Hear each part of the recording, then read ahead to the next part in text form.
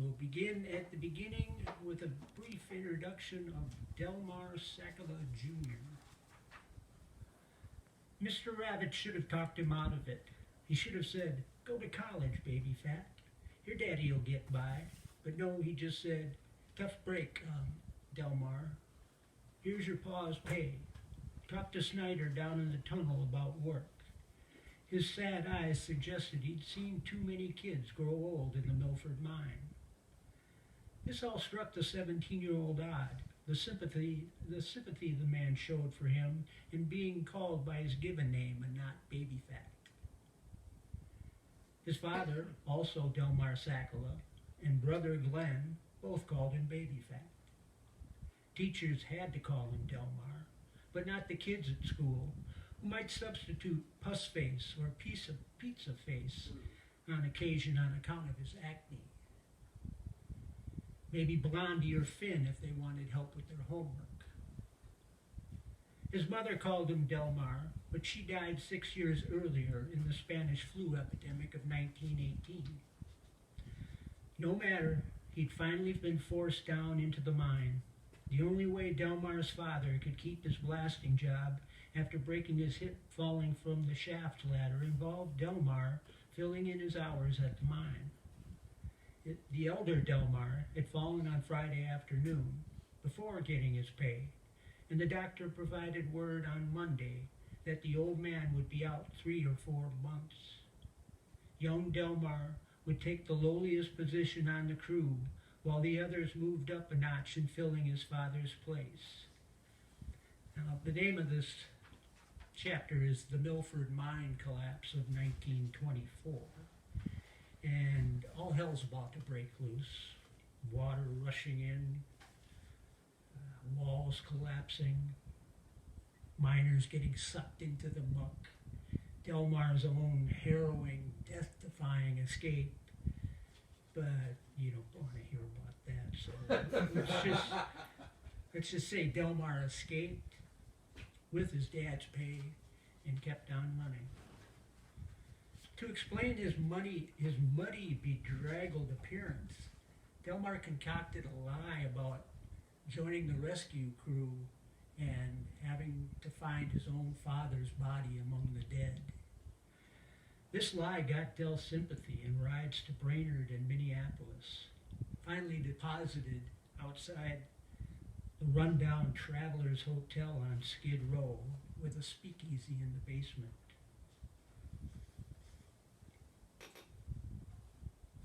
We pick up the action 2 days later. Back at the Traveler's Alley, Del slipped into the speakeasy while a crate was being delivered. A hand like a cured ham thumped against his chest. "You looking to get hurt, kiddo?" said a battered mug right out of the newsreels. "No, sir, I'm looking for work," Del said. "I'm staying upstairs. Couldn't help but notice the crowd milling in last night, and you live in this dump?" For the time being, Del went on to explain the last 24 hours, including the lie about finding his father's body in the collapsed mine. Upon finishing, Del swore he saw a tear in that thug's eye. "What's the name?" the bouncer asked. "Del." "They call me Nichols," he said. Well, Del got the job, mopping up the speakeasy run by gangsters Kid Khan and Mr. Miami. And Del made the papers. Later that week, a newspaper account had the death toll at 41, with 6 surviving the mine collapse and 1 body unaccounted for, Delmar Sakala Jr. Kids'll remember me, Del thought. The skeletal remains that scare them as they explore those caves will be mine. They'll tell scary campfire stories about me someday, rising from the muck to terrorize anyone who dared to call me baby fat. The ghost of Delmar Sakala will haunt the Milford mine from this day forward, or until somebody found him alive. Sometime later, on Del's 18th birthday, he and Nichols were sent to pick up Kid Can's favorite German beer in St. Paul. Nichols drove a 1918 Model T pickup truck with a broken crank. For safekeeping, he gave Dell the snapped-off handle.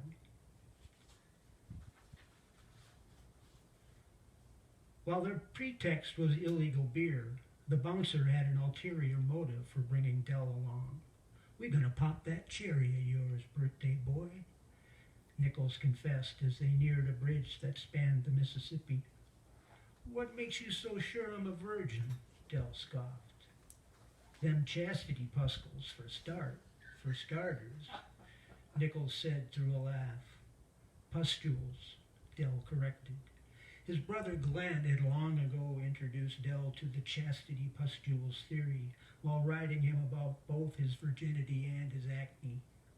"Lose your virginity and you lose them pimples," Glenn used to preach. "It's science." Of course, the name of this chapter is Nina's Whorehouse. And decent people that I know you all to be, you don't want to hear what goes on inside there. Other than Nina introducing Dell to Bara, she sends him to the Teddy Roosevelt room. It's her 18th birthday, too. She's terrified.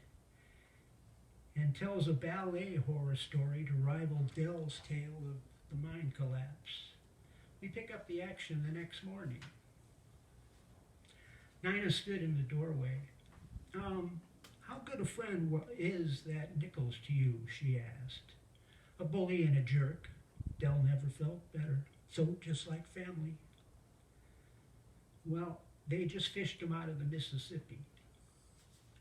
A police detective wanted to speak with Dell outside.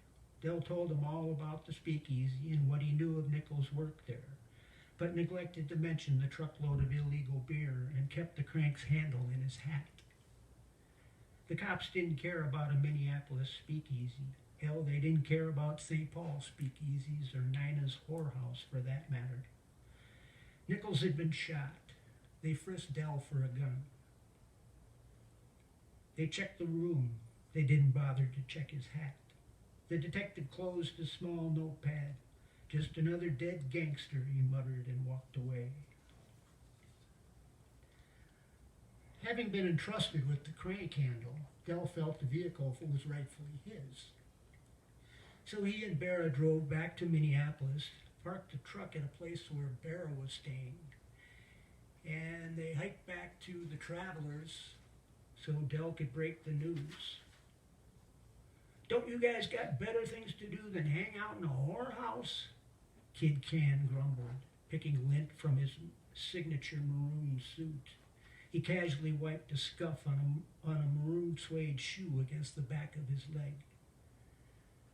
"It was all Nichols' idea," Dell said. "He wanted to pop my cherry, as he put it. Yesterday was my 18th birthday. I sure as hell hope you enjoyed it. I lost a good man and his vehicle." As a matter of fact, I did. Dell didn't mean to come off as flippant, but it was true. Kid Can eyed him suspiciously. "And Nichols never gave you nothing? Like, say, a package? Come clean, kid." "No, why would he give me anything? He didn't even like me." "Come on, he paid to get you laid, didn't he?" "Oh, I think he just wanted to watch me squirm." Dell hadn't considered before why Nichols would stoop to doing him a favor.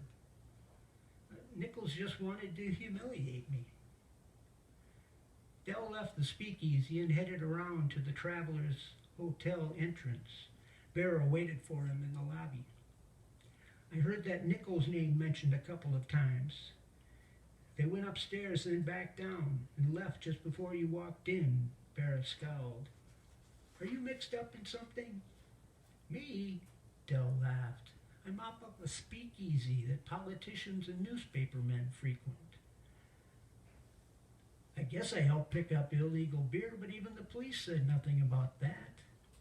Anyhow, I got to get some stuff from my room. Then we can sort things out. You want to stay here? I want to go with you." Bara clutched his arm as they headed upstairs. His door was wide open, the place ransacked. Voices could be heard down the stairwell behind him. Dell all but carried Bara to the window and onto the landing. He paused only to retrieve his savings from the hem of a frayed drape, and they were down the fire escape, the sound of gunfire ricocheting off the metal steps, hastening their pace. Down one flight, then the next, Dell kicked at the latch that dropped the final ladder to the ground, Bara climbing onto his back, just as Dell clumsily missed a rung with his foot, and the two of them slid down the last 15 feet. While it may have looked pretty slick, it was merely dumb luck. They could have just as easily broken their necks.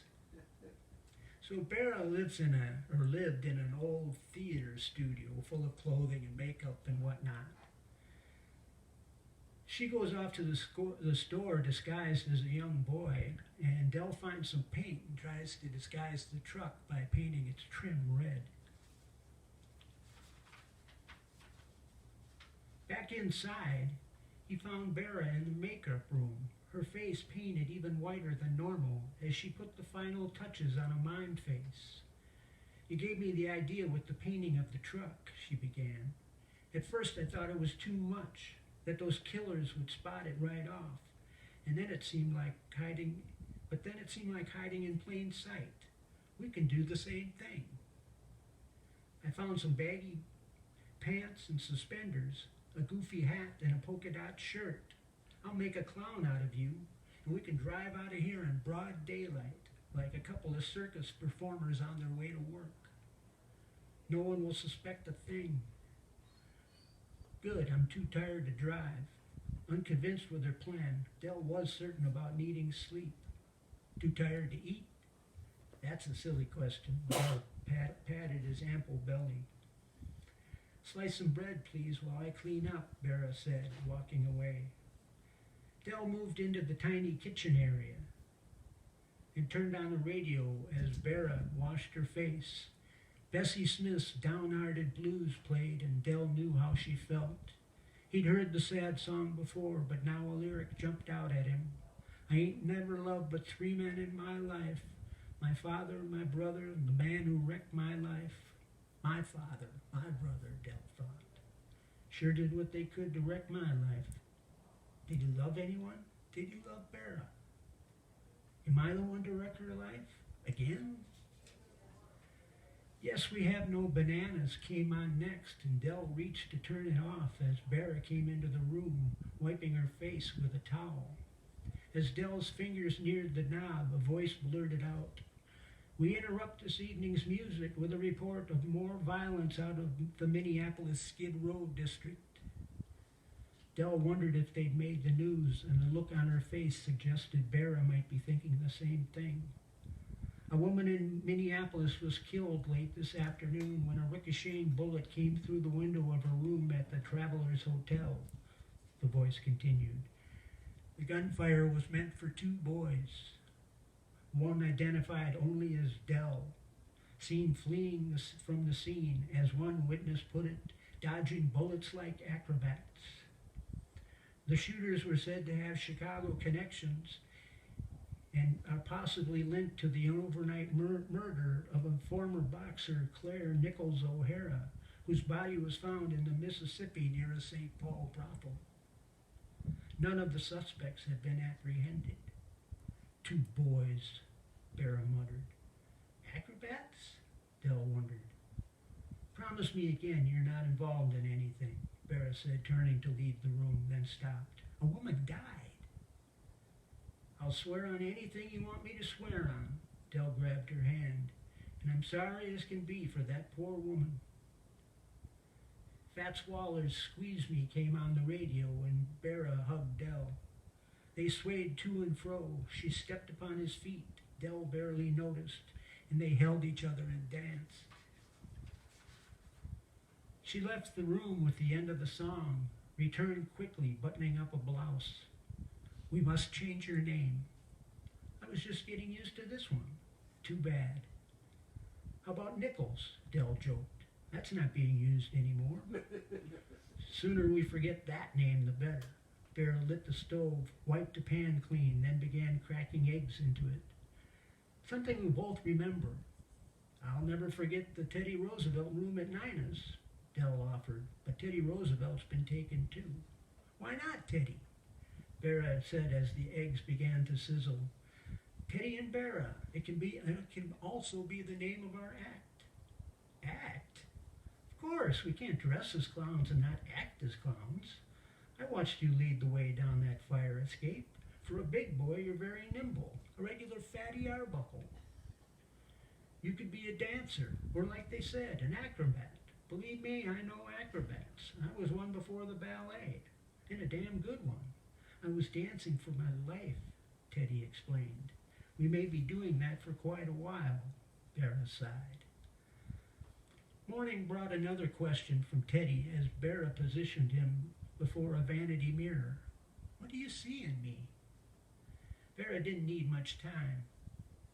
I see a man who is really still a boy, just like I'm a woman who is really still a girl. I see the baby fat and the acne all going away. She wore a pair of baggy green and yellow striped knickers and a puffy pink blouse. A black beret sat atop her head at an angle. She moved around Teddy and looked him square in the eye. I see a man with no expectations, no privilege, and no assumptions about what he is due. Even in a whorehouse, you cared more about me than yourself.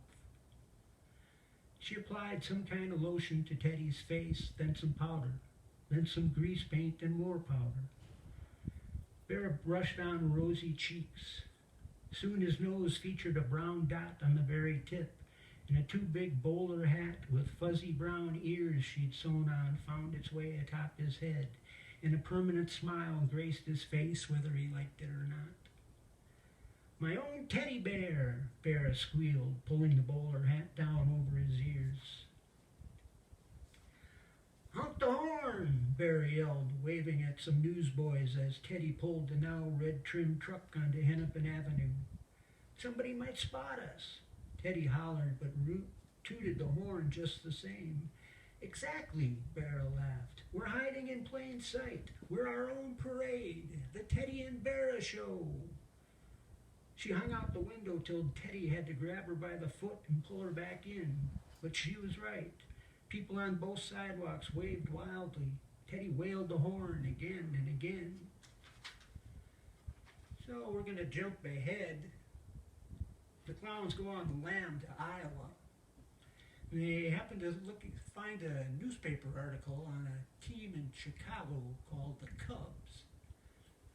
And they figured, who better to be mascots for a team called the Cubs than Teddy and Bara? So they head for Chicago, get a place near Cubs Park, now Wrigley Field, and get by working the walk-up crowds before their home games.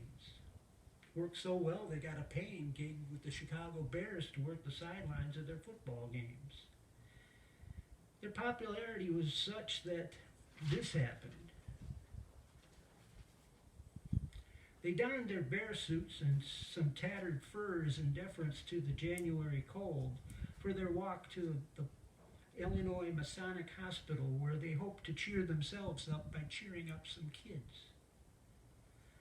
I guess we shouldn't be too disappointed that there weren't more hospitalized kids to entertain, Bara said, then dropped suddenly onto all fours as they exited the hospital, Teddy tumbling over her and onto the sidewalk to the laughter of passers-by and even a couple of shrieks. You them clowns that works the Bears and Cubs games? Asked a heavy-set man in an expensive suit that clashed with his manner of speech. At your service, Teddy responded cheerily. You certainly are, said another slightly more refined gentleman. Your attendance is requested at a birthday party. He took Bara by an elbow. The other thug had a grip on Teddy. What the hell's going on here? Bara tried to shake free. The birthday boy is a big fan, the lout said with a laugh. And you'll be well compensated, said the other, while handing each clown a crisp $50 bill. The less said, the better. I know a happy birthday on the piano, Teddy offered, caressing the 50. That'd be a nice touch.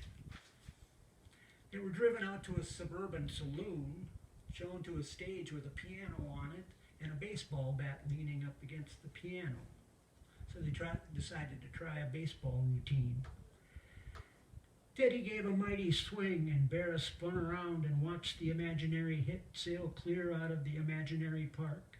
Going into his home run trot, Teddy cut it off after rounding an imaginary first base and joined the pitcher in watching the flight of the ball. "This is going nowhere," he whispered, referring to the indifferent crowd. "Sure this ain't a funeral?"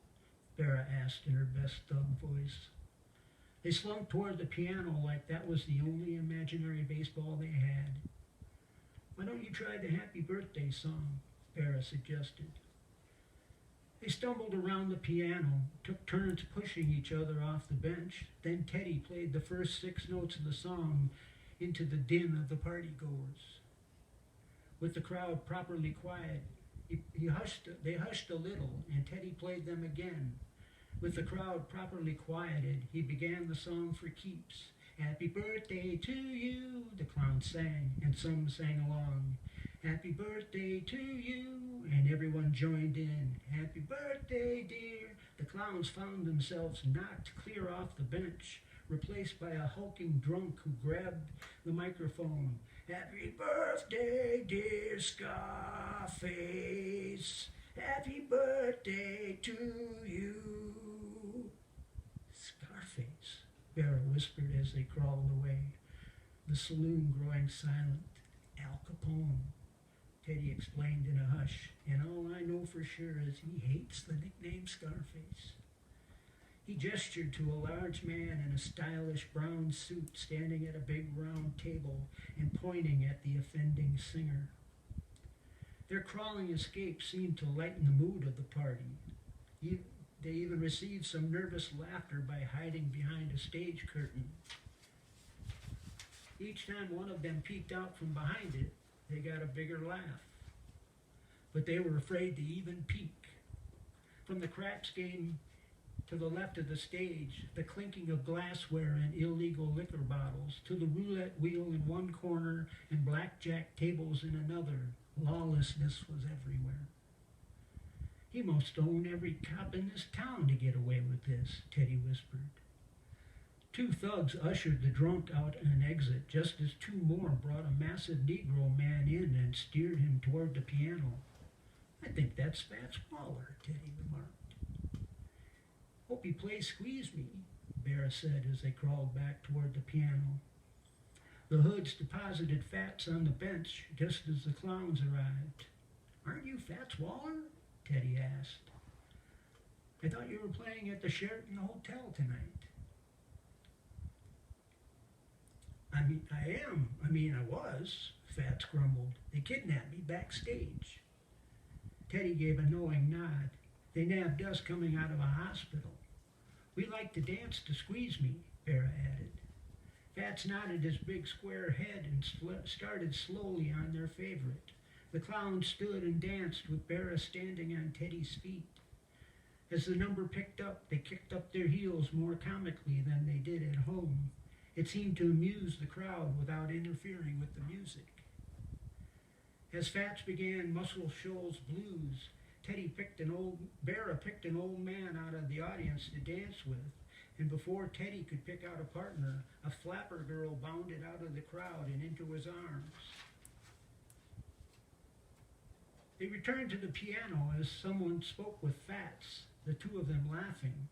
"2 songs, $200 bills, Fats whispered, and poured 3 glasses from a bottle of champagne that had been delivered to the stage. "That old geezer gave me $50 for a 2-minute dance." Bara snapped the 50 between her fingers and secured it in her pocket. "Guess these fellas can afford it," Teddy added. "I ain't complaining," Fats said with a laugh. "Around these folk, I ain't misbehaving neither." He cocked his head, repeated, barely audible, "Ain't misbehaving," while his fingers danced along the keys. 2 women came up to dance with Teddy. The slower of the 2 settled for Bara. "Wait, you a boy or a girl?" Bara kicked her all the way back to her table, astonished what big laughs simply kicking some stranger's butt could generate. Dancing and kicking butt seemed to be what this crowd wanted, along with Fats Waller, of course. And the clowns kept it up well into the evening. I kind of like this champagne, Bara said, leaning on Teddy. Better not like it too much. Ah. They seemed to dance with everyone in the joint. Many wanted their picture taken twirling with a clown. Ignore Teddy if he tries to cut in, Bara told her newest dance partner. It's part of the gag. Teddy did try to cut in, was ignored, put on his best forlorn act for the crowd, then looked toward Fats for help. The piano man simply gave a shrug without interrupting Tinkham blues. Bara seized the opportunity to abandon her dance partner in favor of booting Teddy in the pants, then dashing back to her dance before Teddy could turn to find out who'd done the kicking. This bit repeated itself over and over, Bara getting woozy from the effort, but the crowd eating it up. Suddenly her dance partner spun her round and round. Maybe it was the spinning, or maybe the champagne, but Bara struggled to regain her balance, finally zeroing in on Teddy's big brown butt just asking to be kicked. Like her balance, her aim was off, just a tad low. "My Corleone!" screamed the victim, who was not Teddy. "My Corleone!" Al Capone groaned, falling into the guests at the table he'd been visiting. Will Teddy and Bara survive the evening? Will Teddy and Bara go on the lam again? What the hell are Corleone? For the answer to these questions and more, get yourself a copy of the Teddy and Bara Show.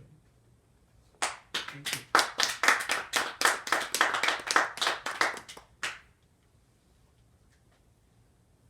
The type of characters Teddy and Bara are familiar, but what thought occurred to you that making them clowns? You know, I had them introduced and spend the night together in the whorehouse, and I was scrolling through Twitter, and as they often do in the writing community on Twitter, people just ask questions goofier, and one question was like, do you have an irrational fear of clowns?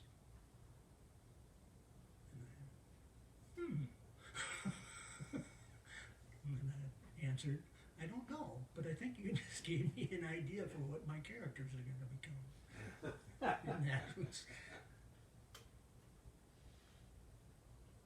so neat. Do they meet up with any other characters familiar to your readers? Well, if you'll remember Grace from a couple of previous books, she was a reporter who, when she moved to an Indiana paper, covered the Cubs. Yeah. So they run into her right away. Actually, their first day exploring how to work the crowds at Cubs You know, Park. when they ended up at a Cubs game, I thought, maybe Grace is going to come up. Maybe what? Maybe Grace is going to be back because of the baseball angle. Yes, she's prominent and helping them adjust to a new town. Great. It actually helps them get married too. Did you do any research on the local crime scene from that era to get the Kid Can, who was, of course, the famous one, and the other one was? Mr. Miami, I made him. Okay, all right. He didn't last long. Okay. It sounded good at the time. I was going to kill him off anyway, so Might as well. couldn't find anybody else who got killed off at that point in time. So. Yes, there are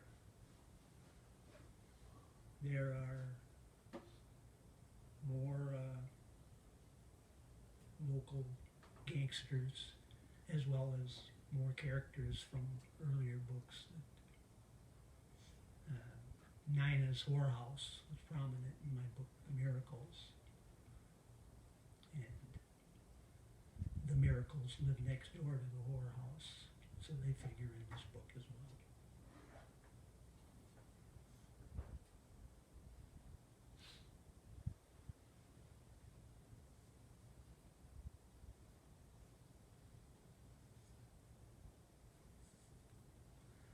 I'm sorry I didn't bring more people out tonight, so you guys are stuck having to ask all the questions.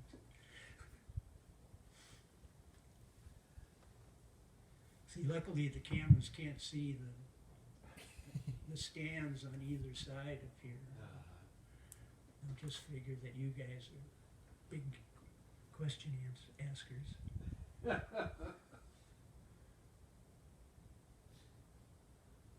Well, I'm looking forward to reading it, Tink. I'm looking forward to finding out what you think of it. Are So there any ball players mentioned in the book? You know, they don't get inside the stadium, so they really don't know much about the Cubs at all. Though they do get to work the sidelines of the Bears games, and there's really not much interaction with players. Some fictional, one fictional one. Actually, I'll let you in on a secret. It's Teddy's brother, Glenn. Exacts a little revenge on him.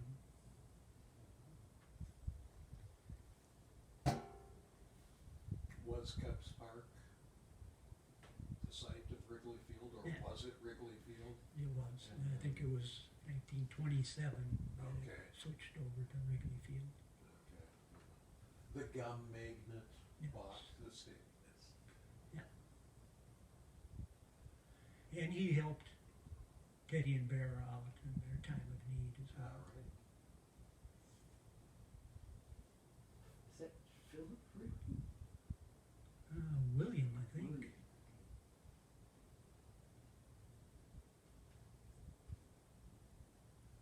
Could you talk a bit about your process and how you come up with these stories? Well, this one in particular, I mentioned this earlier, but I was trying to, I started out writing a book about child labor laws in the early 1900s. And I just thought, mining? They shove kids into the mines. And so I Googled mine disasters. And like the first one that came up was the Milford mine collapse in 1924. It's a Minnesota story. And I put them in that mine and let it collapse. It is a death-defying escape, but it takes a while though, so I didn't read it. Well, now I have to buy the book. Well, you had to anyway.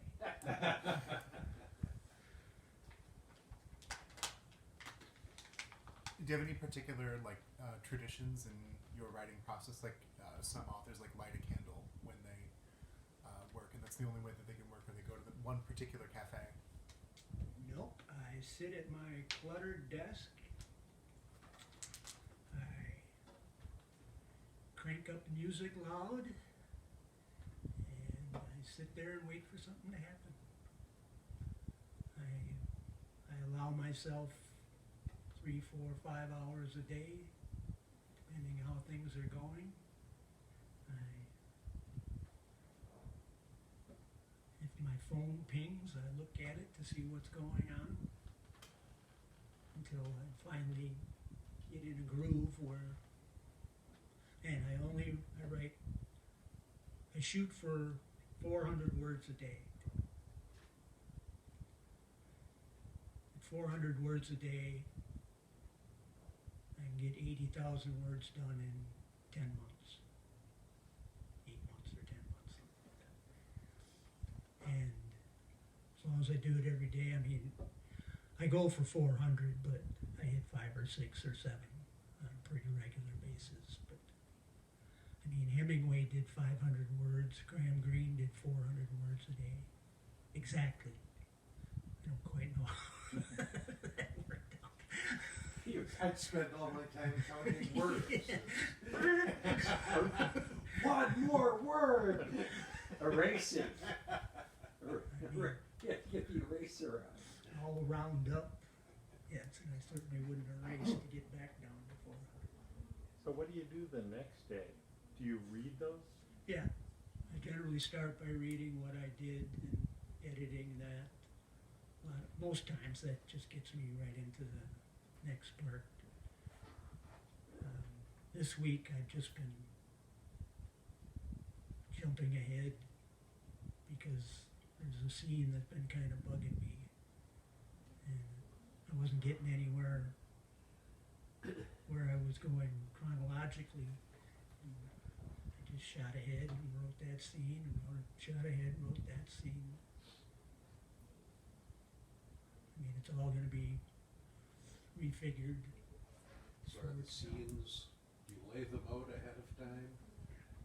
You So know, you're just, whenever inspiration comes, that's the scene you write. works for me, and Cool. I mean, it's like reading a book. You know, you get surprises all the time, and you stop and laugh out loud when something strikes you funny, and you, in my case, then I write it down. But yeah, I can't understand outlining an entire novel and knowing exactly what's going to happen with every move, that's too much like architecture. That's an interesting comparison. Though sometimes the books do collapse. It's easier to That's fix them. engineering. Okay. That I've never been accused of doing. Yeah, it's it's architecture or painting. Right? Think of it in that. I'm thinking of it in that way. You're starting a painting, you may not know exactly where you're going. You have an idea, you start. Yeah, but I can't claim to know anything about painting. Yeah, me neither. I just. I think That that would doesn't be stop pretty me from close. talking about it. No, not at all. And I'm sure most paintings don't end up exactly how they were envisioned in the first place. Probably because those models keep moving around. Happy accidents. Yeah. That's pretty much sums up my. That's what Bob Ross says. See the guy with the big. Yep.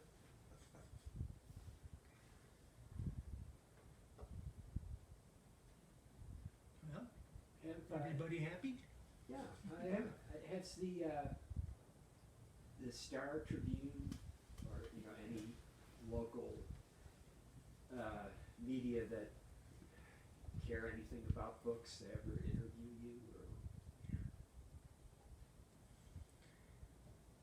You know, I had when I wrote The Miracles, which is about the gangster era in St. Paul, which is fairly notorious, and I checked with the Pioneer Press and got the name of whoever does the reviews, and I contacted my friend Ethna McKiernan, who passed away last year, and she's a big shot poet, was a big shot poet in town, and she goes, oh yeah, she was in a writing group with me, make sure to mention that I would think she would like this. I'm like, all right, I got it in, and so I sent that off. I'd already struck a deal with Subtext Books in St. Paul to carry it. Had the card with the events coordinator on it.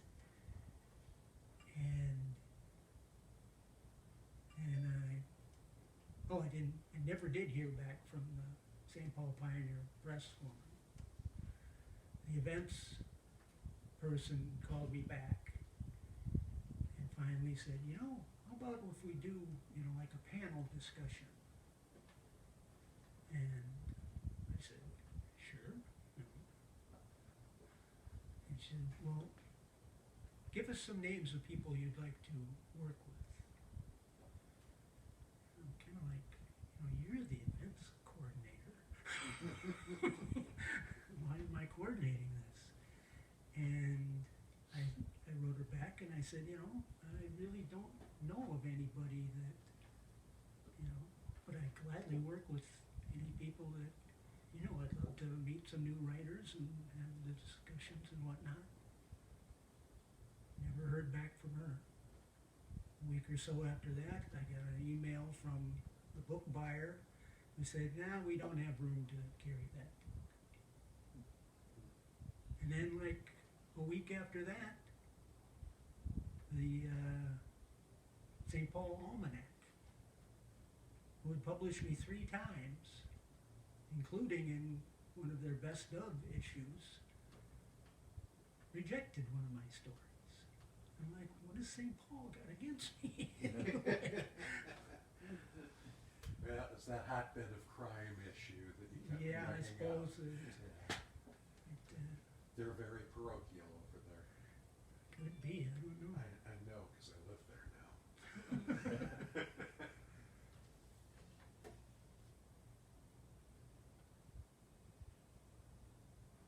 We done?